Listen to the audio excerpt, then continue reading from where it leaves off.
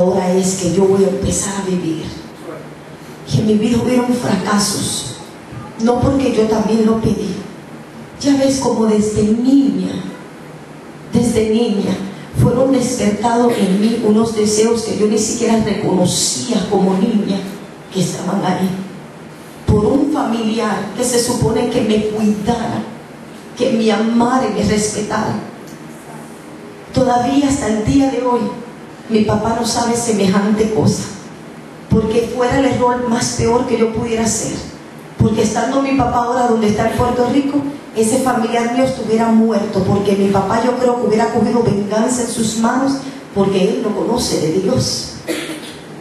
Yo he guardado esto, lo sabe mi mamá, y porque se lo conté a ella, yo diría que hace como algunos, a lo mejor 10 años. Yo, mientras guardaba silencio, yo permitía que eso pasara una y otra vez. Y mientras yo quedaba callada, porque yo decía, qué vergüenza, yo soy la culpable de lo que ha pasado, porque uno se echa la culpa.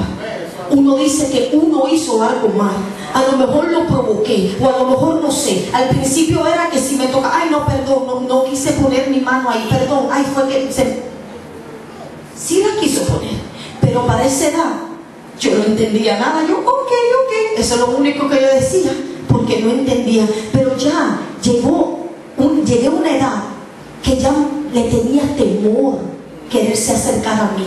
Ya yo sabía, espérate, aquí hay algo mal, aquí hay algo mal, algo está sucediendo que este hombre no debería estar haciendo. Y puedo recordar la última vez que fue cuando ya no aguanté más y le grité y le dije, ya no más, tú vas a hacer esto conmigo.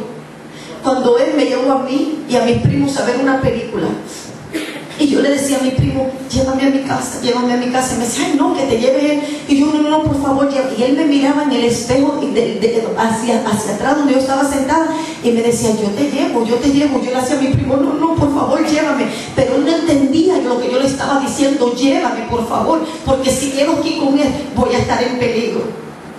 Y ahí se bajan todos mis primos, porque todos vivían en la misma casa, eran hermanos, y quedo yo sola con él. Y ahí iba a volver a intentar, pero esa fue la última vez cuando le grité, porque él conoce a mi papá, que mi papá y mi familia se ciegan y no reconocen ni lo que hacen, ¿tú me entiendes? Porque no tienen a Dios. Pues claro, están en el mundo, so ellos hacen locuras. Y ahí fue cuando yo le dije, si tú lo vuelves a hacer, yo le digo a mi papá. Eso fue ya para él el fin de todo.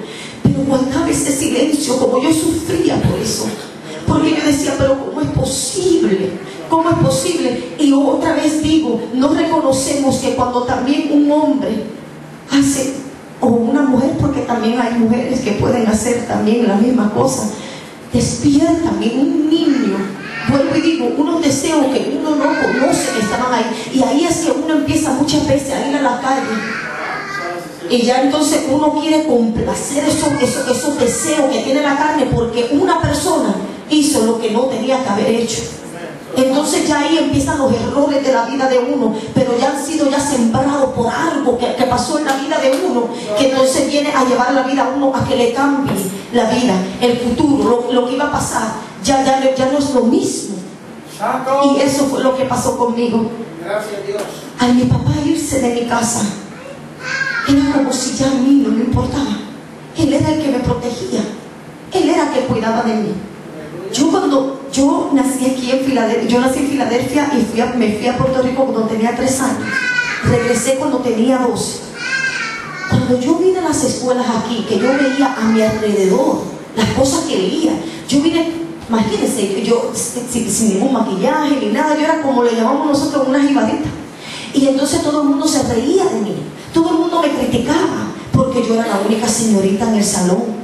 Imagínate, entonces tenía todo lo que estaba pasando en mi vida, en mi cabeza. Entonces después las críticas y las burlas de lo que se supone que eran mis amistades.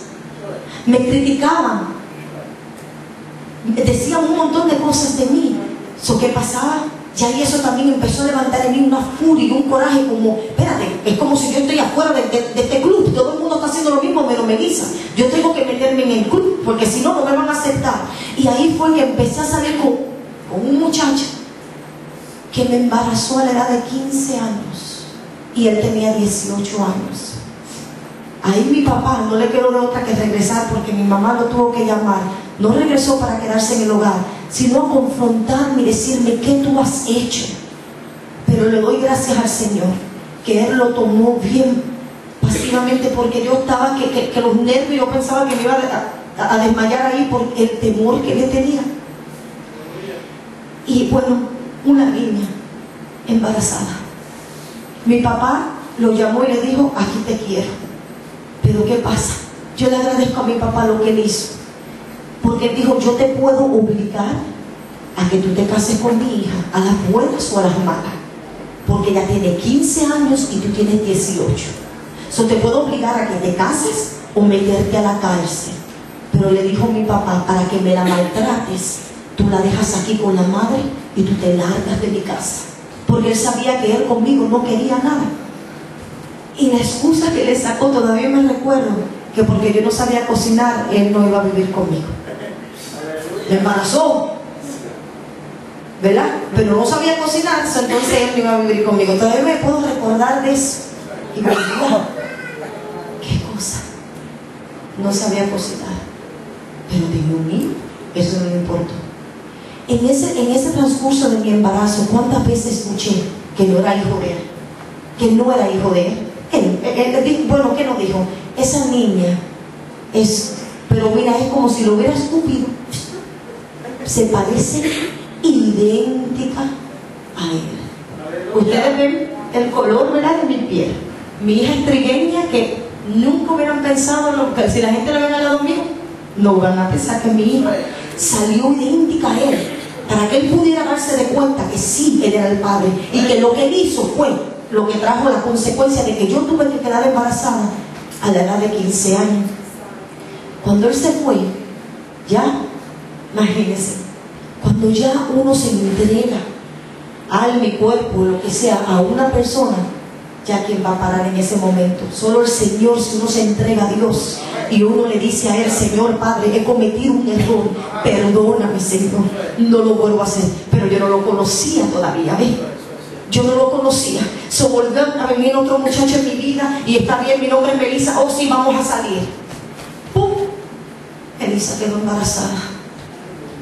Él me dijo a mí: o te lo sacas o te lo saco. Así. No quiero ni siquiera usar el término que él usó, porque es un poco fuerte. Pero él tenía hasta su propia, ¿cómo es? Parece que ya lo había hecho en otras ocasiones, que él sabía a lo mejor cómo sacar un bebé a una mujer de su vientre. Imagínense, a una muchacha de 16 años, no, de 17, no, mejor llévame, y me lo sacan de la manera, ¿tú me entiendes? Decía yo para ese tiempo, correcta. ¿Tú sabes cuántas personas me dijeron a mí que dentro de mí no había vida? Que no existía una vida dentro de mí. Le decían que eres una bola de sangre. Yo lo estoy diciendo como toda la gente me lo decían a mí. Eso no tiene vida, eso no siente nada, eso no está ni formado. Mira, muchacha, vete y sácatelo. Cuando yo fui a hacerme ese aborto, la mujer miró la pantalla del ultrasonido, y yo le pregunté: por favor, ¿me puedes dejarlo ver? No, no podemos. ¿Por qué? Porque sí había vida, porque sí había un corazón que latía adentro de mí. Luego, para ese tiempo tenía una mejor amiga, y ella me presentó a su hermano, y hasta ella misma decía: no salgas con él, que yo no quiero ser responsable de nada, no salgas con él. Pero él me prometió tantas cosas, y lo primero que me dijo fue: yo cuido de ti y de tu niña. ¿Qué iba a decir que no? Si yo estaba buscando un padre que aceptara y amara a mi hija, porque el padre de él, ¿verdad?, no quería saber nada de ella. Pues me deja embarazada, me abusó físicamente, me saca hasta un revólver delante de mi hija, y para ese tiempo ya yo tenía a mi hija y tenía a la hija que también tuve de él. Y yo me puedo recordar ese día cuando yo entré por mi casa y estaba subiendo mis escaleras, y lo que sentía era como algo que me quemaba en las piernas, y eran los puños que venían y venían y venían delante de mis hijas, él golpeándome. Cuando miro para atrás ya tenía el revólver, y no era una cosa pequeñita, revólver bastante grande. Y lo único que queda grabado en mi mente era que mi hija me decía, please don't kill my mommy. Lloraba y decía, no la mates, por favor.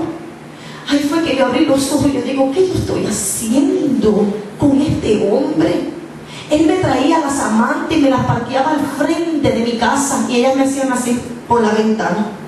O si no me miraba y como que dice, soy yo la que estoy sentada aquí, no eres tú. Y si yo me atrevía a decir algo, ahí venía el golpe. Pero una cosa, yo sí, lo admito, él me daba un golpe y yo le daba para atrás. Porque yo sí, eso decía yo no voy a hacer tampoco un punching bag de nadie. Él me daba y yo le daba para atrás. Y así estábamos todos, pero me daba los puños. Porque era ya lo que yo tenía dentro de mí, ya era una ira que quemaba mi corazón. Yo decía, tú me golpeas, yo te golpeo más duro, porque ya lo que había dentro de mí ya era